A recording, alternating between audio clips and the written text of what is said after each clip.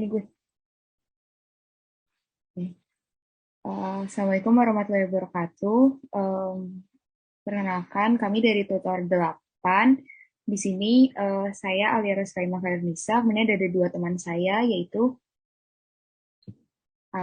boleh kenalin. Ya, perkenalkan nama saya Alkadi Alfasya dari Tutor Dan 8. saya Haikal. Baik, dokter. Perkenalkan, saya Darades Rama Erlani. Kali ini akan menjelaskan analisis kasus grup Y. Oke. Berikutnya untuk kasusnya sendiri adalah ada seorang perempuan berusia 50 tahun, di mana ia merupakan seorang dosen senior di Vkom, datang dengan keluhan nyeri ulu hati berulang. Nyeri terutama setelah makan. Tidak ada riwayat muntah seperti ampas kopi dan BAB ter.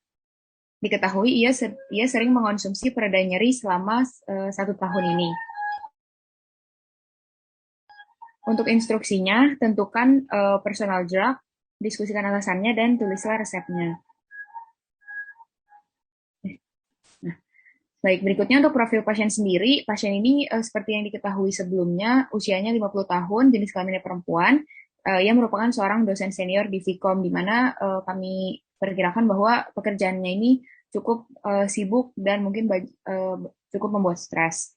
Berikutnya disebutkan juga bahwa pasien ini datang dengan keluhan nyeri ulu hati yang berulang atau nyeri epigastrik yang berulang, di mana ini merupakan salah satu karakteristik dari ulcus pepticum atau peptic ulcer. Kemudian nyeri juga disebutkan dirasakan setelah makan.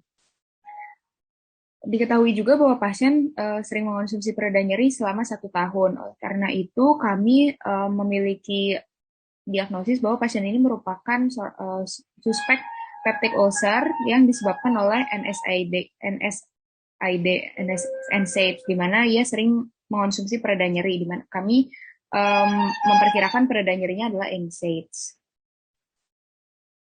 Nah, kemudian berikutnya untuk tujuan terapinya sendiri, maka adalah diperlukan obat yang dapat menurunkan keasaman lambung agar tidak semakin merusak lapisan mukosa lambung, dan juga obat yang bisa memiliki fungsi memproteksi mukosa lambung dari pasien.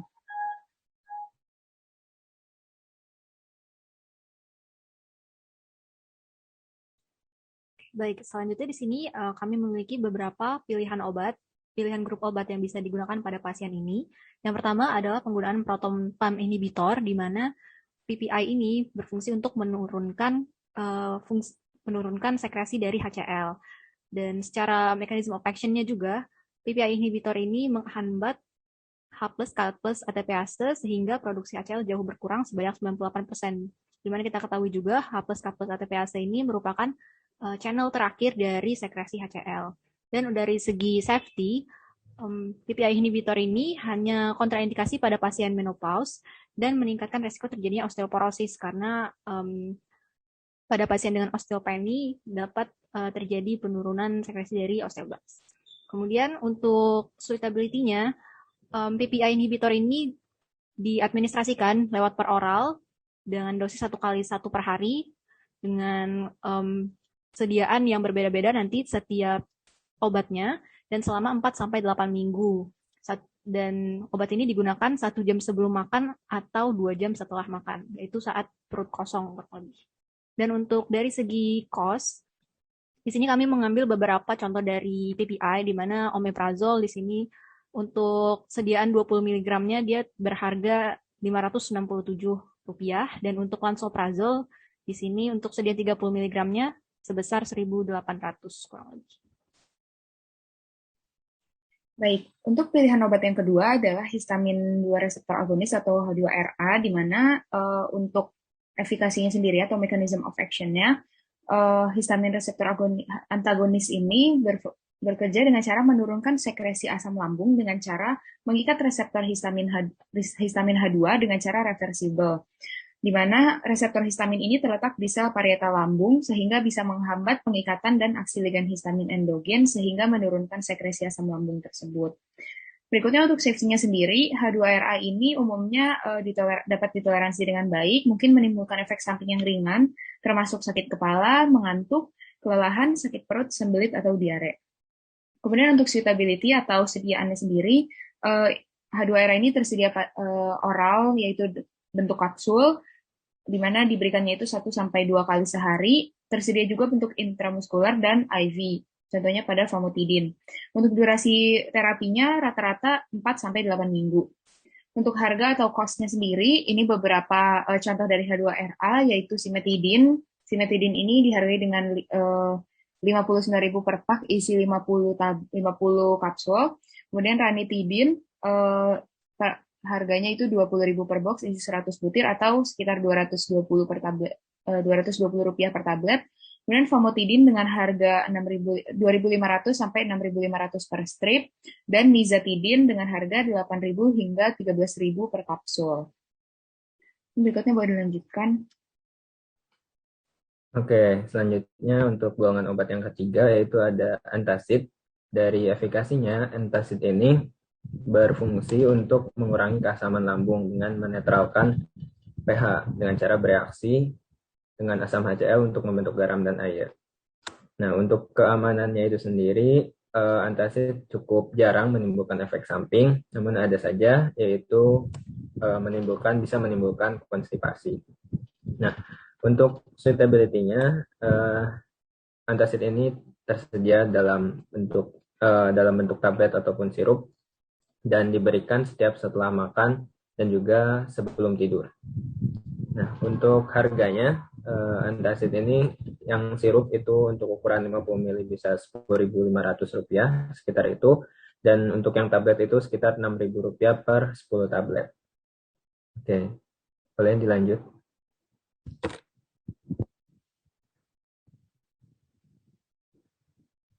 Oke, selanjutnya untuk misoprostol, di mana misoprostol ini adalah analog dari prostaglandin E1 yang nantinya bisa merangsang reseptor dari prostaglandin untuk mensekresikan mukus dan juga untuk mengurangi sekresi asam lambung. Di mana kita tahu kalau prostaglandin di sini berpengaruh untuk sekresi mukus dan juga untuk inhibisi dari sekresi asam lambung. Kemudian dari segi safety, misoprostol ini memiliki beberapa efek samping yang mungkin bisa dikatakan ringan pada pasien kalau misalnya pasien tidak sedang mengalami kehamilan. Yang pertama di sini bisa terjadi diare, dispepsia, kemudian bisa terjadi perut kembung, sakit perut, mual dan muntah, dan pendarahan vagina abnormal. Dan biasanya di sini dia tidak diberikan pada pasien dengan inflammatory bowel disease dan juga penyakit kardiovaskular, gangguan ginjal, dan juga saat pasien sedang laktasi.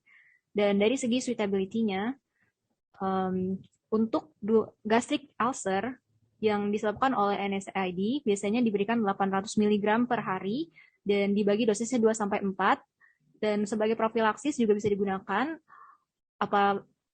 khususnya untuk ulcer yang disebabkan oleh NSAID sebanyak 100-200 mg 2-4 kali selama 4 minggu.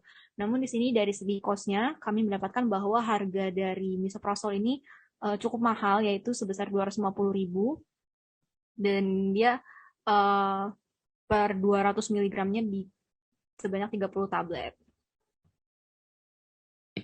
Baik, untuk obat yang terakhir menjadi pilihan pada pasien ini adalah sukralfat, di mana sukralfat ini bekerja dengan cara melindungi permukaan saluran pencernaan terhadap peptic acid, pepsin, dan juga garam empedu dengan cara berikatan dengan protein yang bermuatan positif di cairan eksudat. Kemudian dia akan membentuk zat seperti pasta yang berfungsi untuk melindungi. Untuk keamanannya sendiri, ada beberapa efek samping seperti konstipasi, diare, mual, kemudian pusing, mulut kering, mungkin rasa tidak enak pada saluran pencernaan, kemudian ruam, dan pruritus atau gatal. Kemudian bisa juga warningnya adalah menyebabkan toksisitas aluminium pada pasien yang gagal ginjal.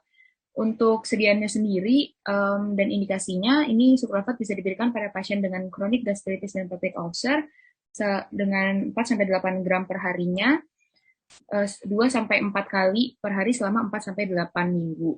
Untuk harganya sendiri, sukralfat ini sediaannya itu biasanya sirup atau liquid, 500 mg-nya itu harganya 70.000 atau 200 ml. Mungkin boleh berikutnya kami akan memilih obat berdasarkan profil tadi dengan melakukan scoring. Boleh dilanjutkan? Oke, selanjutnya ini adalah tabel yang sudah kita diskusikan untuk pemilihan kelompok obat berdasarkan scoring. Oke, jadi untuk scoringnya itu sendiri, pengalinya dari mulai pengalinya terlebih dahulu,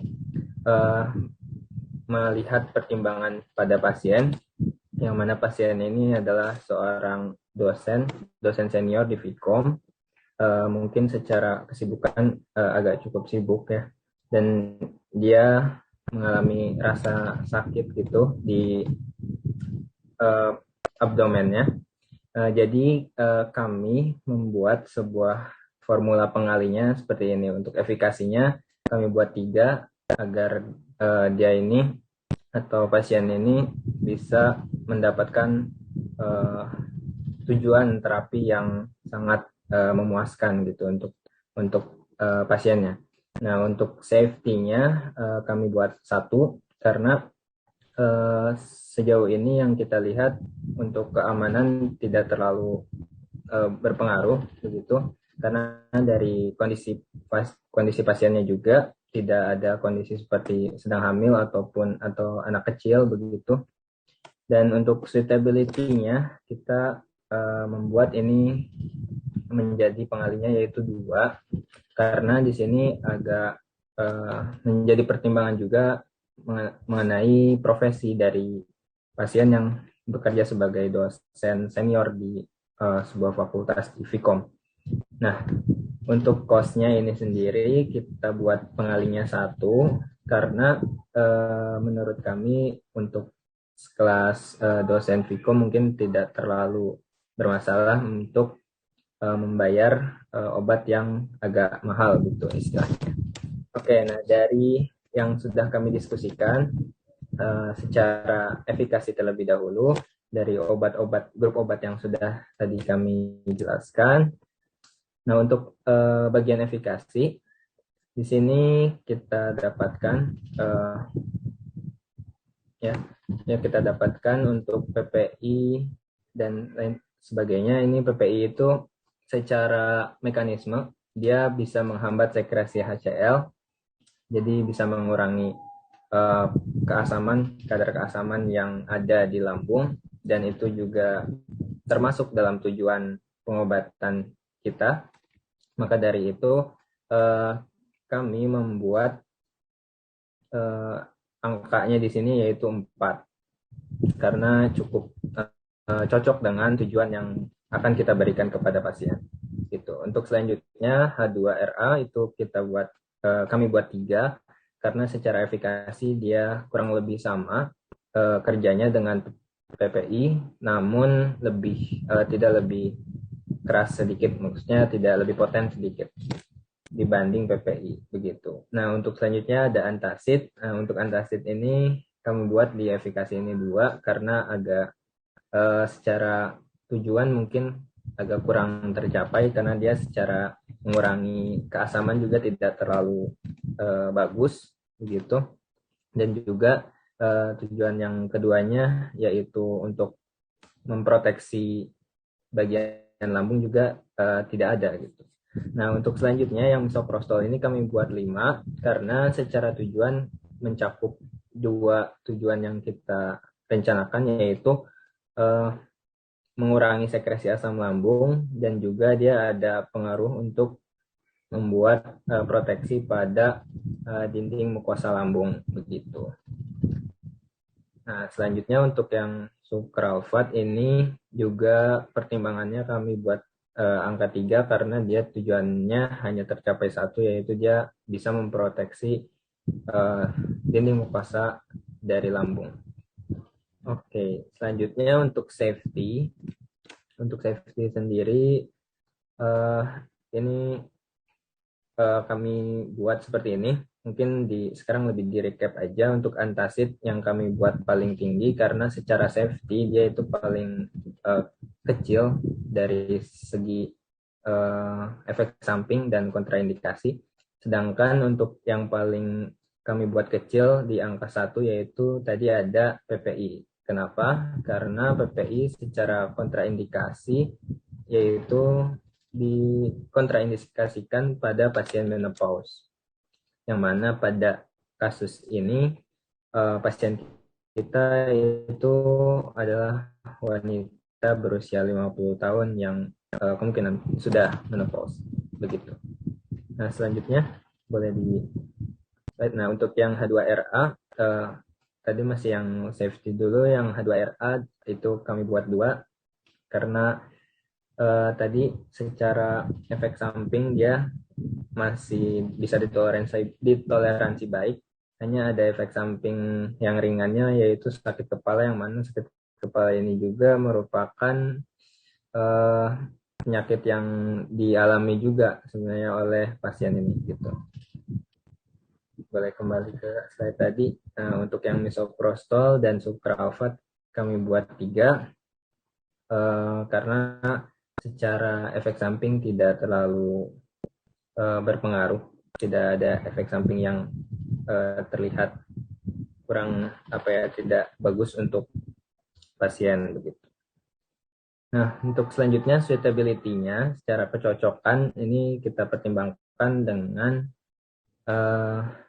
profesi yang dijalani oleh pasien kita.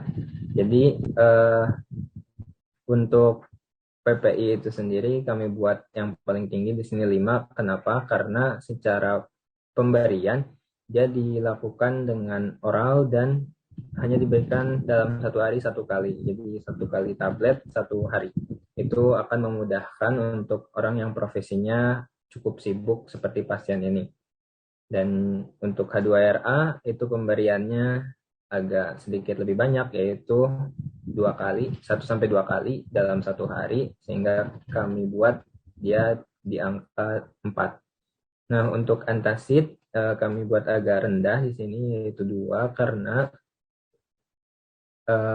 secara pemberian antacid ini diberikan cukup banyak dalam 1 hari, yaitu setelah makan dan juga sebelum tidur, sehingga agak kurang cocok untuk pasien yang secara profesinya agak sibuk.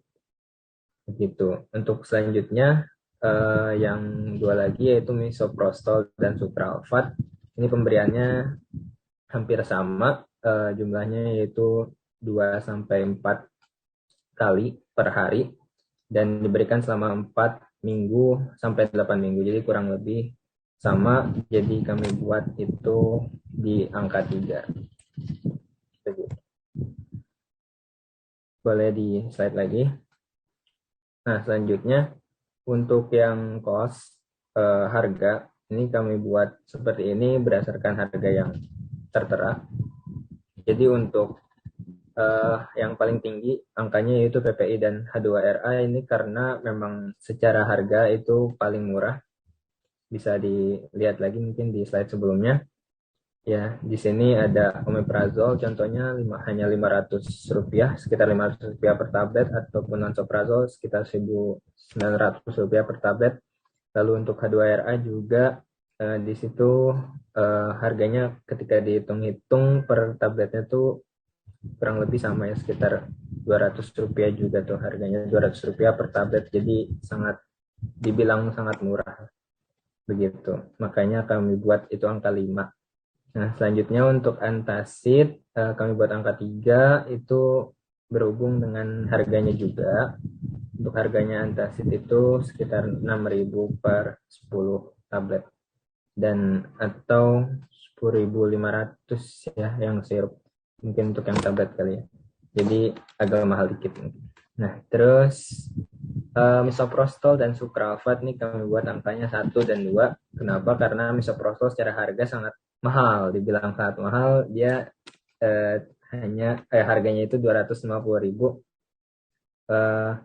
untuk 30 tablet, dan ini dibilang cukup mahal dibanding yang lain-lain. Nah, untuk yang sucralfate itu juga harganya di kisaran Rp70.000 dan itu cukup mahal juga, namun tidak semahal misoprostol. Jadi kurang lebih begitulah kombinasi formula angka yang kami buat, dan ketika dikalikan semuanya menjadi total yang paling tinggi didapatkan oleh angka yang paling tinggi didapatkan oleh PPI atau proton pump inhibitor. Begitu. Nah, maka dari itu kami memutuskan untuk memilih golongan obat PPI atau proton pump inhibitor. Begitu. Mungkin selanjutnya boleh dilanjutkan ke yang lain. Oke, baik. Karena tadi sudah terpilih jenis obat PPI, di mana PPI ini kami mengambil beberapa obat. Yang pertama ada omeprazol, kemudian ada esomeprazol, dan ada lansoprazol. Dan untuk mechanism of action-nya dari masing-masing obat ini kurang lebih sama. Mereka menghambat H+, K+, ATPase yang bekerja di sel parietal sehingga memblokir step terakhir dari produksi asam. Dan tapi di sini untuk lansoprazol di beberapa penelitian itu ketika digunakan pada pasien dengan ulkus peptiko akibat NSAID dapat terjadi pencegahan terjadinya GI bleeding, lebih tepatnya upper GI bleeding. Nah, oleh karena itu untuk efikasinya di sini untuk pengalinya, pertama untuk pengalinya terlebih dahulu kami menggunakan angka yang sama seperti yang tadi dengan angka paling kecil 1 dan paling kecil 3 range-nya. Dan untuk efikasi tadi karena secara farmakokinetik omeprazol dan esomeprazol sama, kami memberikan angka yang sama juga yaitu 3 di tengah range kami 1 sampai 5. Dan untuk lansoprazol di sini karena sangat sesuai dengan tujuan terapi yang kami berikan, yaitu selain menurunkan asam lambung juga untuk mencegah terjadinya upper GI bleeding, sehingga kami memberikan skor untuk lansoprazol sebesar 5. Kemudian beralih ke safety, di mana untuk safety-nya seperti tampak di layar itu kurang lebih mirip. Hanya saja di sini untuk esomeprazol ada kontraindikasi pada hipersensitivitas, penyakit hati, dan magnesium darah rendah. Dan kita lihat juga pada pasien ini dia umurnya 50, jadi dapat kami buat hanya angka 2 untuk esomeprazol karena bisa saja menyebabkan penyakit hati. Dan juga untuk pada pasien ini karena dia profesinya adalah seorang guru besar atau dosen, jadi di sini untuk yang mual, muntah, dan sakit perut karena harusnya dihindari agar tidak mengganggu pekerjaannya. Dan untuk omeprazol dan lansoprazol karena kurang lebih sama, kami berikan angka yang juga sama, yaitu sebesar 3. Kemudian beralih ke suitability, di mana pertama kami lihat terlebih dahulu dari penggunaannya per hari, frekuensi per harinya. Di mana yang pertama ada omeprazol digunakan 1 kali sehari, sedangkan untuk esomeprazol dan lansoprazol dapat digunakan 1 sampai 2 kali per hari. Nah, berdasarkan hal ini kami menentukan bahwa omeprazol memiliki angka yang lebih tinggi dibandingkan esomeprazol dan lansoprazol, yaitu kami tentukan sebesar 4. Kemudian selanjutnya untuk esomeprazol dan lansoprazol kami tentukan mana yang lebih besar berdasarkan panjang waktu penggunaannya, di mana untuk esomeprazol di sini batas bawahnya adalah 4 minggu dan batas atasnya 8 minggu, sedangkan untuk lansoprazol dapat digunakan lebih cepat, yaitu dengan batas bawah 1 minggu, tapi batas atasnya 12 minggu. Dan hal ini juga bergantung pada prognosis pasien setelah diberikan pengobatan. Oleh karena itu, untuk lansoprazol kami berikan angka yang lebih tinggi sedikit dibandingkan esomeprazol, yaitu sebesar 3 dan esomeprazol sebesar 2. Kemudian beralih ke cost, di mana untuk pasien ini karena beliau adalah seorang dosen, jadi kami rasa tidak memiliki masalah untuk pembelian obat. Dan yang pertama di sini dari berdasarkan harganya per tablet, yang paling murah di sini adalah omeprazol sebesar Rp567, sehingga kami berikan angka yang paling tinggi yaitu 5. Kemudian untuk esomeprazol ini kami rasa cukup mahal, untuk per tabletnya Rp21.356 dan digunakan sebanyak 4-8 minggu, sehingga untuk total pengobatannya akan menjadi sangat-sangat lebih besar, sehingga kami berikan angka 1 untuk esomeprazol. Selanjutnya yang terakhir ada lansoprazol, di sini harganya Rp1.879 dan penggunaannya juga bisa lebih cepat dibandingkan esomeprazol, sehingga kami berikan angka yang lebih tinggi dibandingkan esomeprazol, yaitu sebesar 3. Kemudian setelah dikalikan dan ditotal, di sini kami mendapatkan bahwa lansoprazol memiliki jumlah nilai yang lebih tinggi, yang paling tinggi, yaitu sebesar 27 dan kurang lebih hanya berselisih 2 dengan omeprazol. Oleh karena itu, untuk obat yang kami pilih untuk diberikan adalah lansoprazole.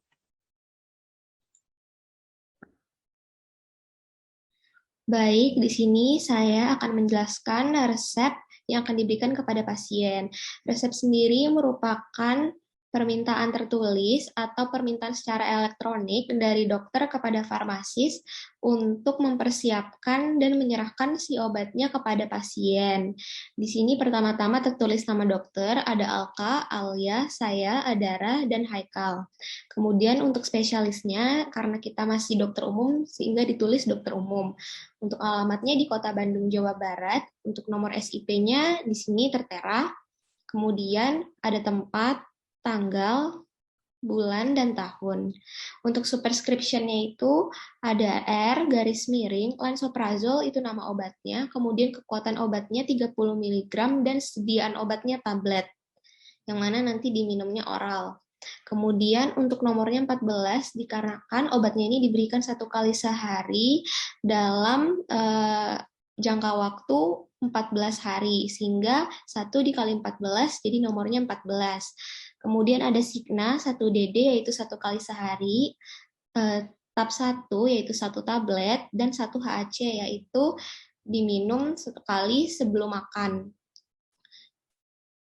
Di sini terdapat paraf, kemudian garis penutup. Sini nama pasiennya adalah Ibu Y karena kita mendapatkan kasus Y, untuk umurnya 50 tahun, alamatnya Jatinangor, Sumedang. Sekian dari saya dan kelompok saya, terima kasih.